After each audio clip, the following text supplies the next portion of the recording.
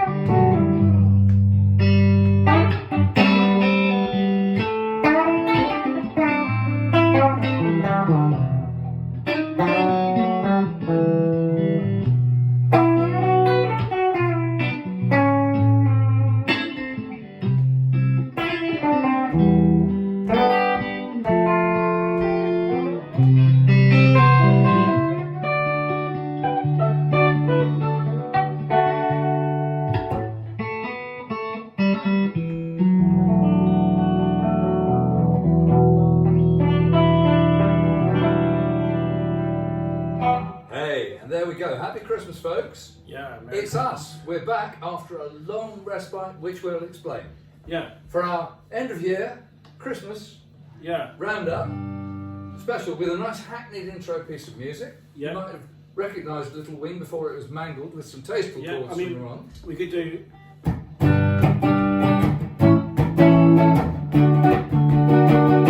Feliz Navidad. Feliz Navidad. You know. That was Spanish. That was I'll say Feliciano. Was it? Who did Love. You know that whole Magic. Yeah. So anyway, why have we not been present on the video? We've been busy. You've been busy.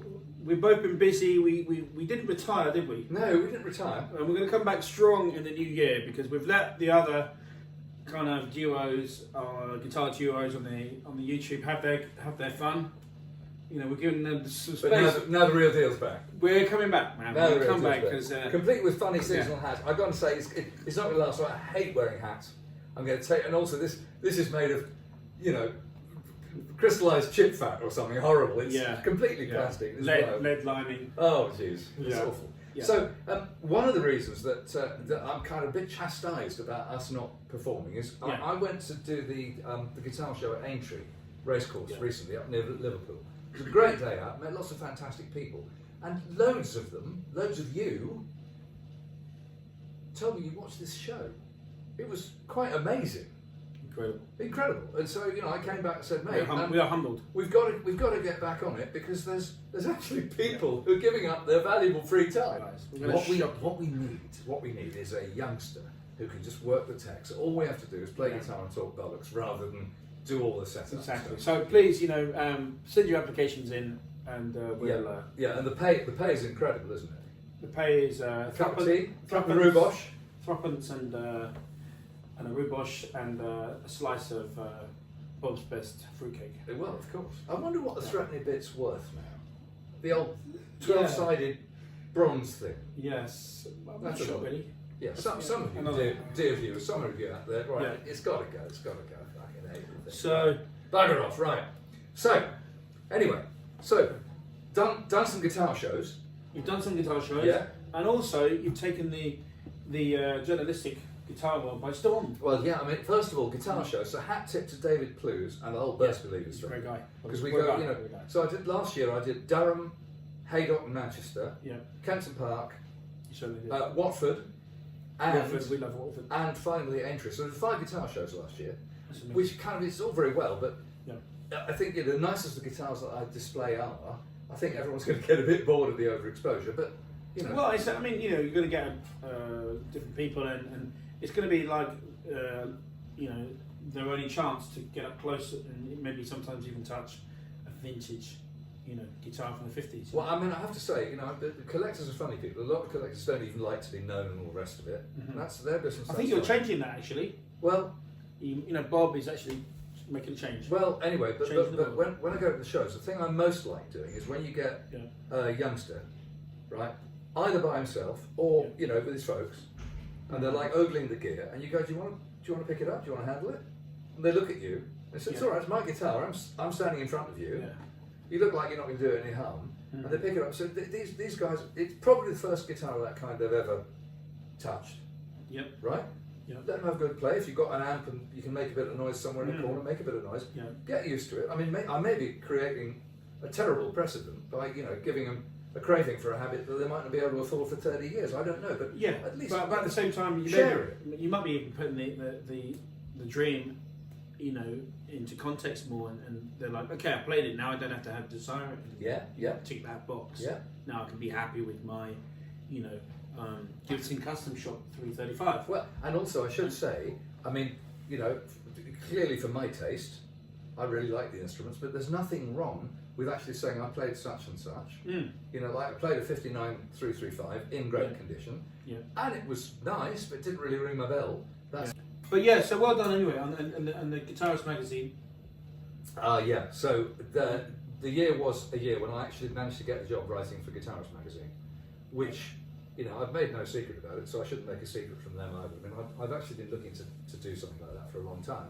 And it was really nice that finally I managed to persuade them. And it's going pretty well. I've written 4 pieces for them so far. 3 have appeared, 1 is in the oven.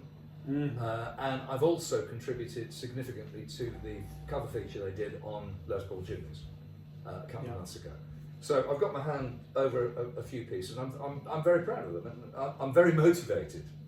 To keep doing that. I really enjoy it. And of course what happens is that this and the writing and the turning up at shows and all the general stuff and the gigging and a bit of gigging, it all kind of meshes a bit. Yeah, it's all part of your gig. But we should talk about gigs, shouldn't we? Because it's let's play a gospel tune because it's Christmas. Oh, and we're all religious. Hallelujah. You're religious, we're religious.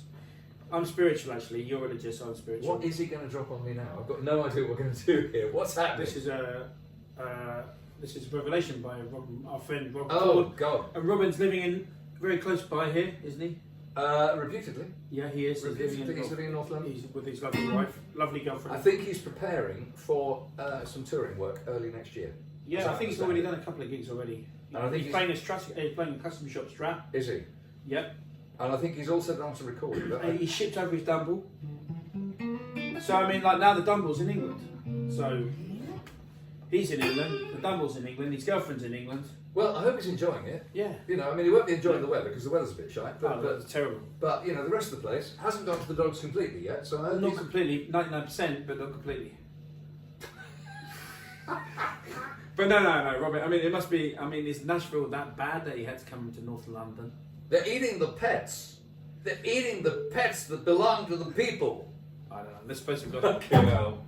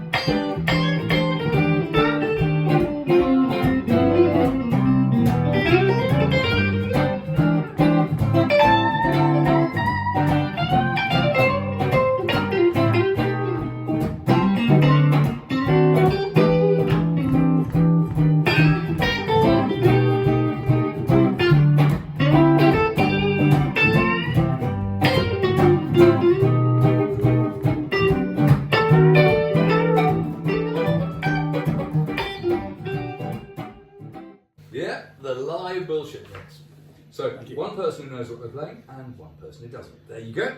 I agree with that. Hey, it's Chaz. So, yes. Anyway, gigs. So gigs, yeah.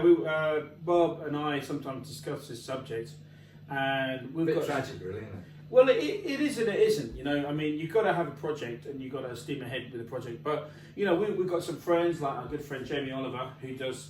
He's a great rockabilly guitar player. Check him out. He does 350 gigs a year. Man, the guy works hard. Yeah, he works his nuts off, and basically, He's a great player. yeah, amazing player. And getting better because he's gigging all the time. Yeah, he's fine. I mean, he does his kind of.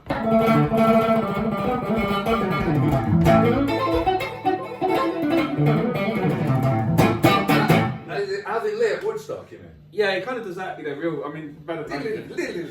Incredible player, and anyway, he does 350. So the gigs are there if you want them, and if you work hard enough, you know. It's all out there for the taking, but you've got to give it your all. You've got to give it your blood, sweat, and tears in order to get the gigs. But you know, one could say that like with all modern life devices, you know, a lot of people are really into football. You know, in my day, it used to be football and guitars.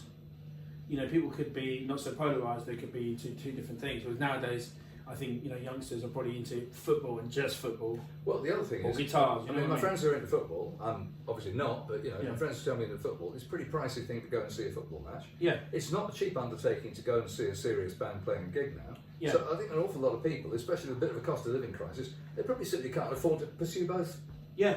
hobbies. Yeah. We're talking about England here. We're not talking about America. Yeah. But in England, I think that is maybe one of the problems for the youth.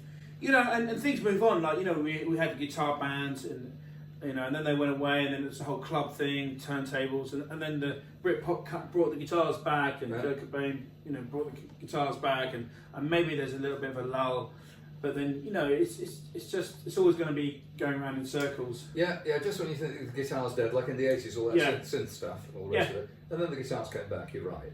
Yeah, and then you had the whole COVID thing, and loads of people bought guitars, and loads of people took up the guitar because they had that extra time.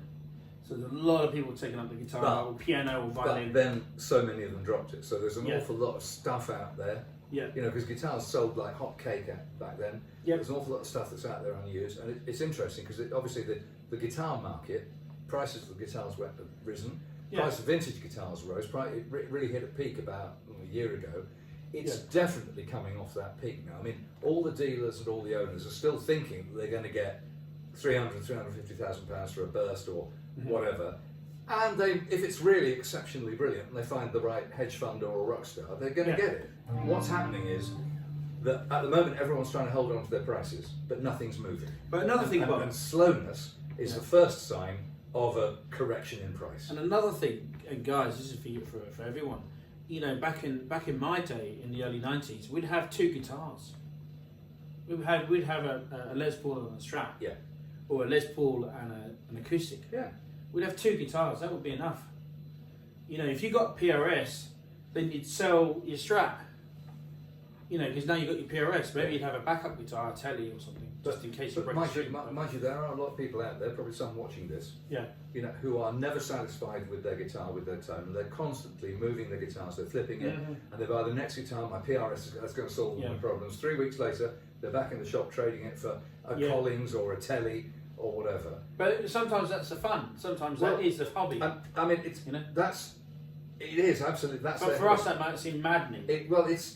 Put it like this: it's not my idea of fun. No, but for other people, that might be the fun. I mean, you and I know enough people now to know. I mean, for example, I'm well known. I've got some silly hardware, but I've also got some very, very cheap stuff. Yeah. I mean, for example, I don't know about you. Have you bought a guitar this year? I bought my Heroes guitar. Ala Fakatore is a great Malian guitar player. Played a Sewa Powersonic. Which has got the speaker and the amp inside. Yeah, and it's super rare. It's like rare as hen's teeth, as we say in Essex. And I found it on eBay in Australia, and I bought it for £200. And this, I would pay $2,000 tomorrow for this. Okay. And I've seen you use it quite a lot. Yeah, I just used it in Paris. Right. Just doing a gig in Paris. Tell us about the gig in Paris. Playing for my friend Seni. We did a tour 5 years ago in England. 6 gigs with me and Seni. And she sings and she plays a Cora. Incredible voice. Amazing voice. She's got quite the following now in Paris. Right. And so she very kindly, she's doing an album release, and she asked me to go guest with her. And then the next night I ended up at a reality TV show Probably party. probably getting into trouble. Yeah, let's not talk about that. Yeah. But anyway, the gig was amazing. Dedicated viewers can weave their way to that under their own steam. Yeah. The only guitar I bought the whole year, Yeah. right, was my kind of white, really it's a sort of putty coloured Yeah.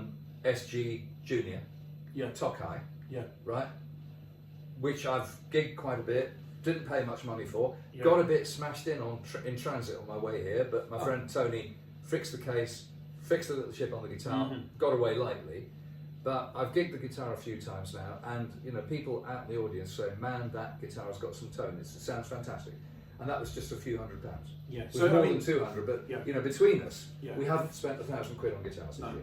No, and you don't need to. Why you want to put 8,000 quid into a guitar? We were playing one of your cheap guitars just now, weren't we? Yeah. And we were just saying, look, you could have your whole career on this one guitar, Yeah. which costs £300. Yeah. So Bob has these are super expensive, but it doesn't mean that Bob couldn't live without this. It's nice to have. I mean, Yeah. the truth is, back to our point about people flipping the gear all the time to look at the Holy Grail. I would say, I know it's going to sound patronising and probably a bit confrontational, but Yeah. actually, sit at home with a guitar, providing the guitar isn't complete shite, Yeah. right? And none of this stuff we've talked about is complete shite. Yeah. Then, physician, heal thyself. Work on your playing, because every great player that we've ever met, Exactly. right, they can pick up a biscuit tin Absolutely. and sound pretty great. Yeah. Okay, they might sound 0.001% better on a 57 gold top, but Yeah. Yeah, and that's the crazy thing about guitar, but in violin you have something similar. You have the Stradivarius. I know Stradivarius made some cellos as well, and he called them a name. I think he gave the cellos a name, but the violins are millions, multi-millions. and they'll hire them out to players in orchestras. But what I do like, actually, their sponsor. the one thing I love about the violin world is that you've got all these instruments. Obviously, they're several hundred years old and they're very, very delicate, very fragile. But there is a structure in that world for loaning them out to the greatest soloists. Yeah, there is. Right, and indeed, most of the great soloists, they've got, if not a Stradivari, then one of his students. And even those are hundreds of thousands. Yeah. And there are specialist mortgages and loans available for these things. Yeah. So there's a whole structure, whereas in the guitar world, unless you're a very successful rock star or you're a hedgie, Yeah. right, then there's no way of playing or owning these great No, things. and it's only going to happen in the context of, for example, Johnny Marr lending a Les Paul to Noel Gallagher, which he did. And I think the story. There's a whole story you can look up. Well, Noel's got his own touch, of course. By the way, quick shout out. Sadly, our world lost a very great man this year, Bill Puplett, who, frankly, I've seen enough to feel confident about what I'm saying. I think he was the best luthier on the planet. Not always the fastest, but the best. But he passed away a few months ago. And the reason I mentioned this at that point is that, bless him, Johnny Marr came to his funeral. Really? Yeah, turned up. And you were there, weren't you? Ralph McTell was there. A load of us who were his customers and his friends went and met. And the other great thing, it was a decent send-off because it wasn't all miserable and maudlin and mawkish. It was a proper celebration of all the love for this bloke. Yeah. R.I.P. Bill, just one of the greats.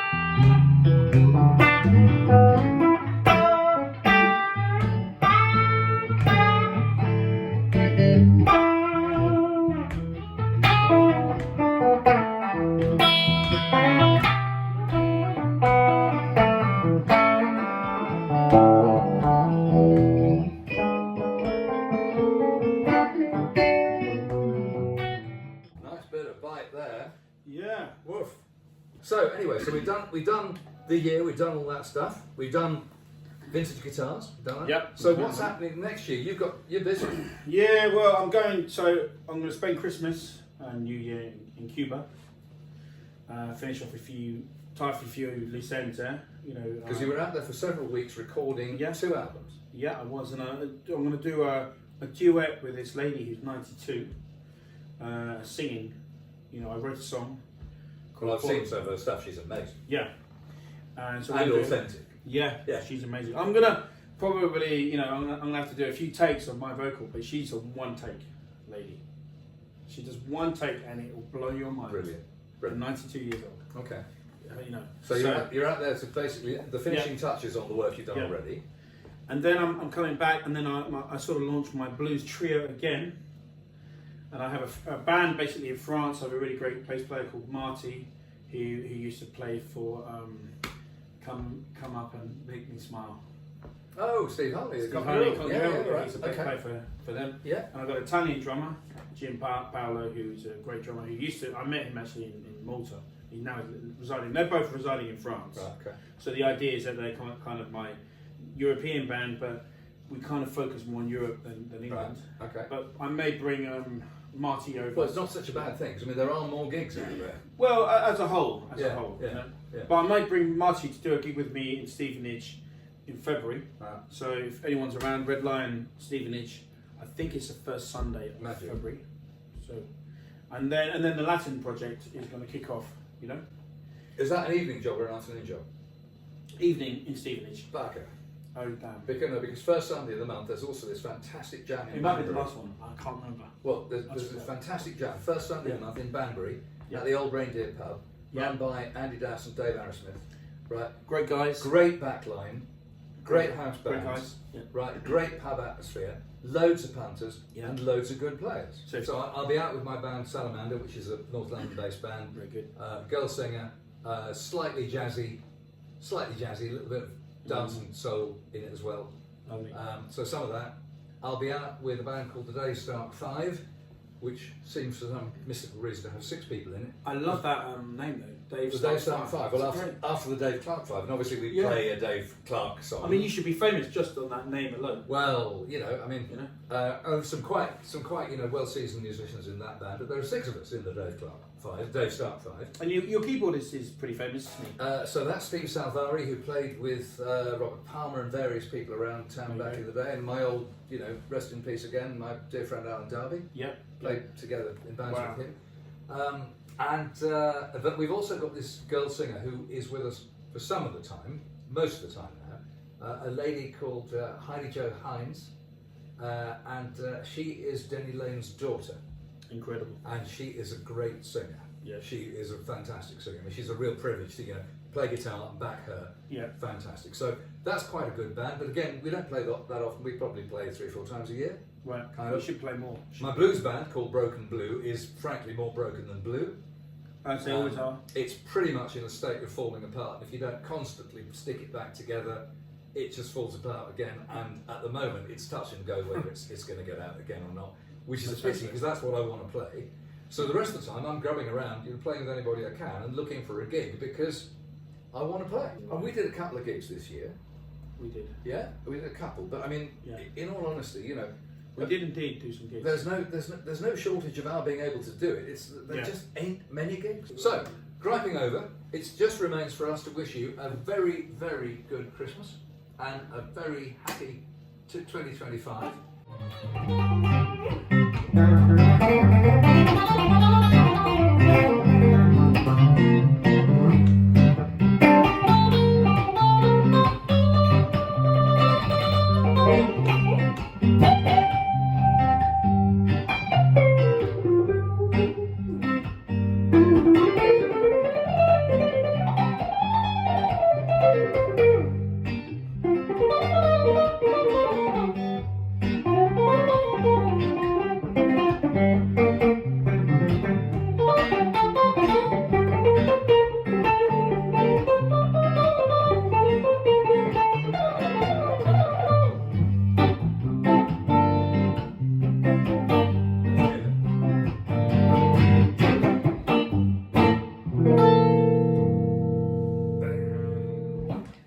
it's just down to us to say it's goodbye as ever. Thanks for watching. Goodbye from myself, and Merry Christmas from Bob. Happy days. See you next time.